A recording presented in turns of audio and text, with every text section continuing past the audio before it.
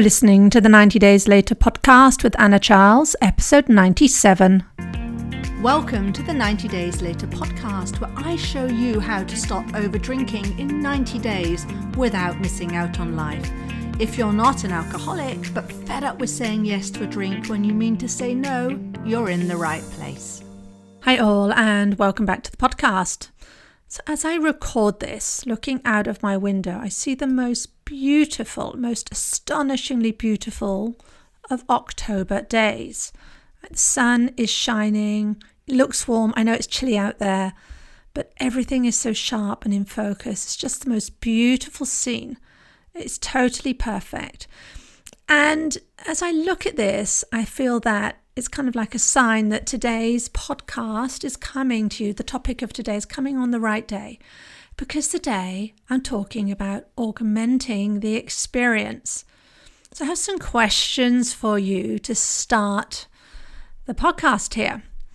Can you imagine celebrating a wedding without champagne? Would you answer yes or no? Can you imagine Christmas without mulled wine?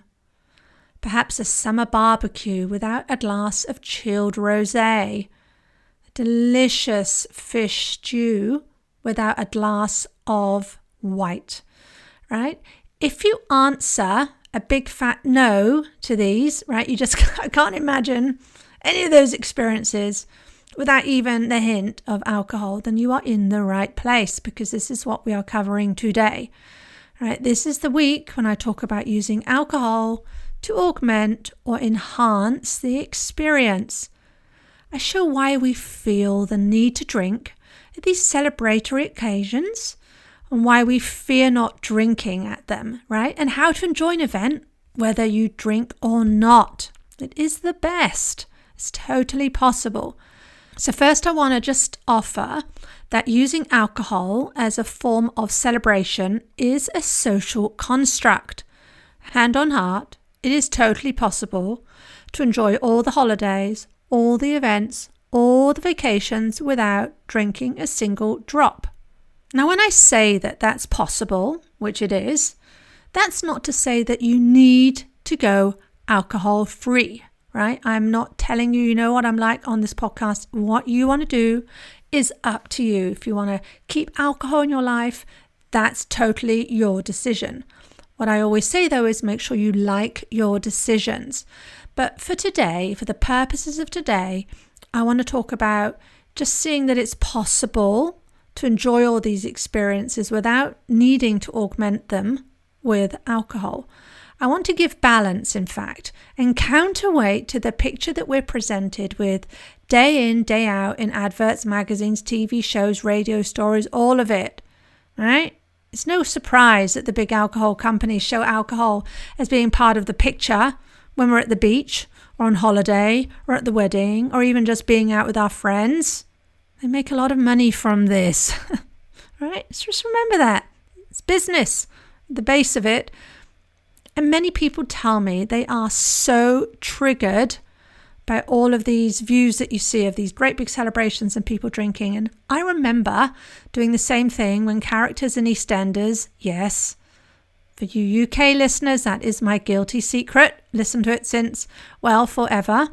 So when characters in EastEnders would raise a glass, I know it sounds mad, but I'd think, oh, that sounds like a good idea, right? That was my experience. Now, if you've been listening to the podcast for a while, you will know that all of this comes back to our thoughts. Right? We can see a picture or watch someone in a show popping pink champagne in a fancy bar and think, oh my gosh, that looks lovely. I wish I had one of those. Or we can think, oh, look, they're drinking pink liquid.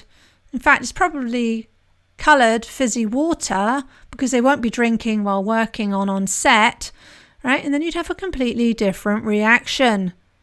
If you think something looks like red wine, but it's actually black currant juice, it doesn't give quite the same impact. Remember as well that we only see one side of the picture. We see all the celebrations.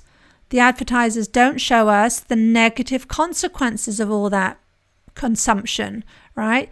There may be the slurring words, the falling over, or you head down the loo. Right? It's a very one-sided picture that we are sold.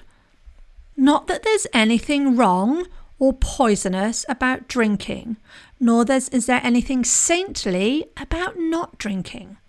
But I think it's important to see the full picture. The laughing and the jolliness doesn't always last the whole evening. There are many negative consequences for many people. You are not going to see that in all these pictures and occasions that are triggering you, right? So just want you to really put that in perspective. Next, I want to talk about the words we use, right? As I say again and again and again, the words that come out of our mouths are very important. They are what our brain uses as instructions to help to understand who we are, to define who we are. And when it comes to celebratory words, I kind of get a little bit riled. So here's a little quiz for you. I want you to compare how the words fizz and bubbles feel to you when compared with wine with significant levels of carbon dioxide in it. Doesn't sound quite so interesting, does it? Or appealing? Especially if you were to learn that some of the cheaper versions of fizzy wine actually get this way by carbon dioxide being injected into it. Ooh. How does that feel? Or even if I were to ask you, would you like a glass of dopamine? Right? It's just the words we use give us different feelings. So let's stay factual. Staying factual helps us to keep all the opinions out and helps us to recognize our stories. So that's one thing I would have you think about. I really encourage you to start using the factual, objective descriptions for whatever you're drinking, just to see, right? Just do it for a week. Just see how different it feels, right? Because if you do this, you will avoid, it's a way of avoiding being swept up in the romanticized language around drinks in the celebratory space. It's a bit of a humdinger, that one, so give it a go. Another key reason why we look to wine and champagne and beer and so on to augment experiences is we feel the need to drink at these events. It's just what we do. It's pure habit. It's what we do.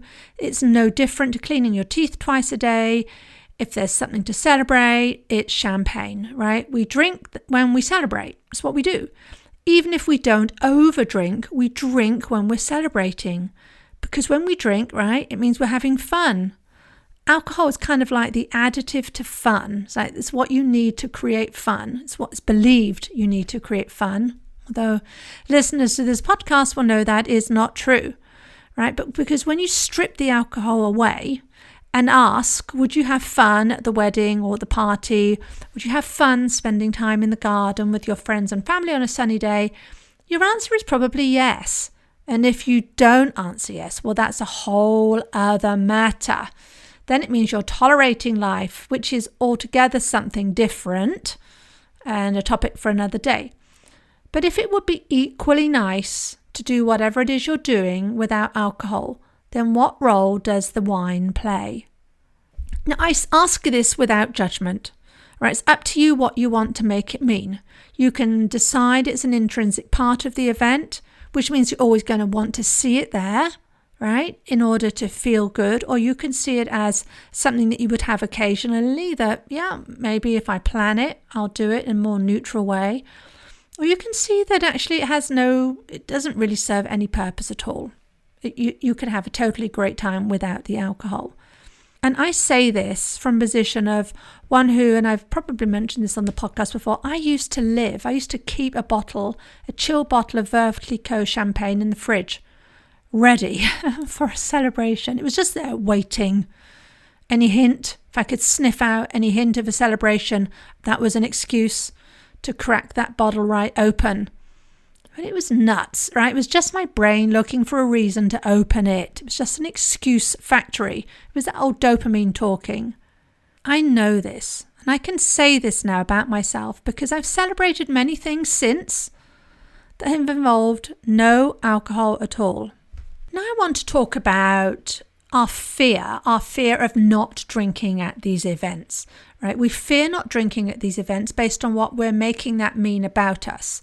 And the thing I come across so often is the fear that we will miss out, right? We're going to miss out on the experience. Whatever we have, whatever we feel, it's going to be somehow less. Now, a good example of this is going on holiday. Now, I want you to do this with me as I speak here. I want you to think of a holiday or a vacation you have coming up.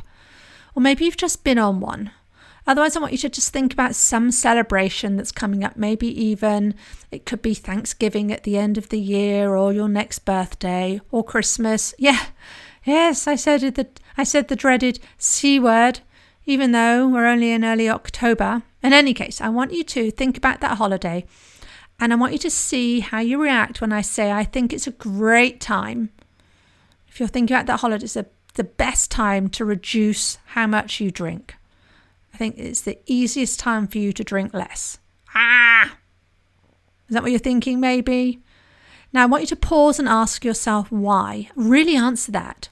What is coming up for you? If I were to say you've got to go to that thing, or you don't have to, but you're going to go to that thing and it'll be far better. It's going to be a great opportunity to not have the champagne. I want you to really answer that. What comes up? Maybe it's because you'll miss out. Maybe it's because drinking on holiday is what I do, right? That's what I was just talking about. But it really is a great time to change your drinking. Why? Well, because there are so many more ways to provide you with pleasure than booze, right? Just think about it. When you're living your life, going to work, it can be hard to find that sense of pleasure. But when we're on vacation, well, there's so much more going on. We get time with the children, really time to play with them, time to relax, read a book, go for walks, maybe just sit in the garden and contemplate the sky. Or just so deeply enjoy the fact that you have no responsibilities weighing on you or demanding your attention in that particular moment, right? It's bliss, right? Total bliss. But think about it. Most of us on vacation only think about food and drink, and that's why we gain weight. Or maybe if you're at one of those all-inclusive hotels, as in really all-inclusive, including beer and wine, well, we tend to want to get our money's worth. I was talking about this with a client the other day. She's booked a holiday where there's the alcohol package that's included, but you can also upgrade to premium alcohol. Makes you wonder what's being included in the base package, right? But I digress. So most of us, when we go on holiday, when we have all that pleasure in front of us, we think about what we're going to eat and what we're going to drink. So imagine if when you go on vacation, you try to drink less. Changes your mindset, because our automatic mindset is we're on vacation, we should enjoy it, it's Christmas, you have to have champagne. Thinking differently, just choosing to question your thoughts, will interrupt the habitual pattern. It really doesn't take very much to start this, because the brain will be like, hold on, red alert, what's going on here? We like thinking that old thought about the wine and the champagne. It feels good. Why are we changing that, Anna? Right? Change is scary to our brains because we're built for survival. So it's going to feel off. And that is the hard part, my friends. It's what you feel. The hard part is allowing the cravings. The hard part is being all self-conscious, listening to everyone tell you that you should drink. It's a holiday. Come on, get in the swing. Stop being a stick in the mud. It's you telling yourself that you'll be missing out that's hard. But I want you to think of alcohol as being like a radio knob. Dating myself. I'm going to talk about knobs on radios, but in any case, a knob, it goes both ways, right? You can turn down the volume, you can turn up the volume. So you can turn down the volume on your negative emotions and you can turn up the volume on your positive emotions. Because despite what we might choose to think, alcohol dulls our pleasurable times. We actually will remember and experience the evening less because we'll be less conscious and less aware. It's actually a lesser experience. So you have to remember to ask yourself, do you want to be unconscious? Because that's what happens when we drink any amount actually, but for sure if we drink a lot. When we're laying around, we're not paying attention. How does that mean you're actually enjoying the event less because of the alcohol? Right? You're not augmenting the experience, you're actually detracting from it. Which brings me on to the topic of how to enjoy an event whether you are drinking or not. I talk about this with my clients all the time, right? About things that we think are enhanced by alcohol but actually aren't. Like sitting in the hot tub looking at a beautiful view. Now, if you don't like hot tubs, you're going to replace that with a lounger or even just a comfy chair. But there's you and there's a view. Makes me think of the other day, and I had the privilege of visiting the Giant's Causeway in the north of Ireland. It was so incredible. It's mind-bogglingly incredible. In fact, incredible is the word I used the whole time, right? Incredible. I was even aware of it myself. So we visited the Giant's Causeway super early. We got there before 8 in the morning. In fact, that's a top tip from me. It can get mighty crowded later on. And when we were there was only 3 other people there. And there was a woman, actually, she told me she'd come back. She'd gone the day before. And she said it was hard to experience with 800 odd people crambling over the stones. But in any case, it was stupendous. Go early in the morning. But like I say, it was incredible. But in the past, when I've visited great places like that, I would 100% have thought that it would be great to sit and look at the view while enjoying. Funny that, right? Funny how enjoying is the word that would have come to mind rather than drinking. Right? Well, we could be enjoying a glass of wine too. Maybe not at 8 in the morning. But I'd certainly be thinking it would be great to sit here and enjoy this view with a glass of white if I were to go there back in the evening, right? For sure, I would have thought that. Because you see, we get in the habit of embellishing events and augmenting events with alcohol. We probably don't even know we are doing this. So no wonder that when we first start drinking differently, these events, these occasions seem, air quotes around seem, a little less when you're not drinking because of the false dopamine boost that we get from alcohol, right? And when we're not drinking, we're not getting the boost. We're not getting that unnatural spike. But the less you drink when you're doing these things, not only will you break your association with drinking and that activity, which, my friends, will lead to the feeling of pride in yourself, which is absolutely terrific, but you're also going to feel a heightened response and enjoyment just from the pleasure itself, just by looking at the view. Truly, that's all you would want, all you would need. You get the opportunity to really savor the experience, the view, the company, the book, whatever it is that you're doing, right, without alcohol. Because do you even know what it would feel like to do your favorite things without alcohol? Do you even know what that experience feels like? And if you want to double down on this, if you really want to get into this, I want you to listen to episode 77 with my client Kathy, where she spoke about how she redefined fun. But this isn't all.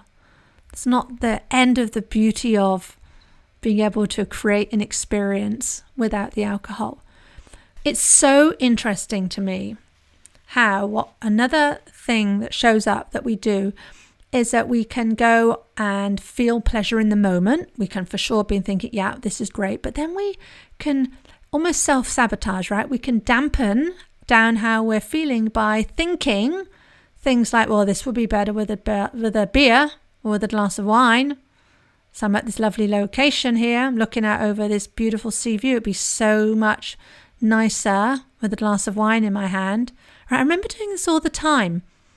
But here's the mad thing. Not only does that stop us actually being present and really, well, just experiencing the joy that we have on offer right in front of us, but it actually perversely makes us feel a little worse because we're telling ourselves we're missing the thing that would make it better. And we always want the thing that makes it better. And that makes us feel we're somehow lacking where we are right now. And we could be in the most beautiful location and still be thinking that. So of course we're going to feel less somehow if we're doing that. But I want to put this to you really factually, right? What would be happening there is we'd be making a story about what we're lacking, about how the experience is not so good, all because we'd be thinking about the wine and missing the dopamine boost we get ahead of time. It could be, oh look, they're going to bring out the champagne in a moment and I'm not having any. How does it feel when we think that way? We're thinking in such a manner that takes away from our current scenario. Right? I just want you to be aware of that. It's something that we often do. And the next point I'm going to talk about, you may need to squint at. It's not obvious. It's just this. Another reason to not look to the alcohol to augment or enhance your current experience is because this is me. This is my life. Right now, this is my life. Am I willing to experience what is true for me? Am I willing to experience the restlessness, the frustration, the deprivation you might be feeling, especially when you first start? That doesn't last for long. But to start with, for sure, you might be feeling that way. But if you're willing to experience and feel those emotions, then you're going to get the benefit of being conscious, of paying attention, of deciding what's true for you, of deciding what you want to desire, right? And where you want to put that energy instead of just sinking it into the wine because you always have.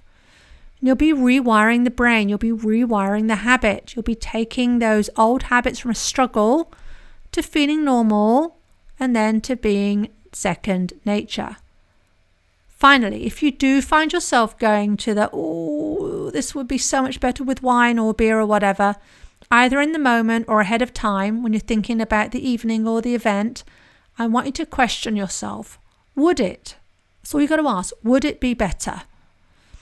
And then I want you to answer the question too. Don't kind of leave it hanging out there in the air, rhetorical, right? I want you to answer it. How would the birthday party be better? And get specific and detailed. Our brains love to be vague, right? Because they want to keep us efficient. They want to keep us in the habit. But I want you to get really clear on this. Call yourself out. And if you struggle to find out very specifically how the wine would be making the event better, then that's a good place to start. Finally, here's one of my fave thoughts that I used to use and actually still do use when it comes to food. Using food and drink to celebrate is so yesterday. Thanks so much for listening to the show. It's so wonderful to see so many of you download this and take the time for yourself, because this is all about you learning about yourself and how you can create the life that you want to live and how I can help you do that. Finally, if you have any questions, if you'd like me to cover a specific topic on the podcast, you can email me at anna@90dayslater.co. And please remember to share this podcast with others you think it could help. Share the learning, share the love. Other than that, I hope to see you all this Thursday with my second installment of practical ways to make this sober October the very last time. I'm going to be going live on Thursday, the 11th at 4 o'clock UK time in the afternoon, 10 a.m. Central, 11 a.m. Eastern. So that's on the 90 Days Later with Anna Charles Facebook page. I'll see you there. Otherwise, I'll join you back on the podcast next week. If you like what you're learning in the podcast and you want to take the work further and achieve total freedom around alcohol, let's talk. I help my clients stop reaching for that first glass of wine the moment 6 p.m. rolls around and they don't miss out on life. And we do it in 90 days. The effect is permanent. Email me for more information on anna@90dayslater.co. And if you did enjoy the show, I'd really appreciate if you'd leave a rating and review to help others find the 90 Days Later podcast.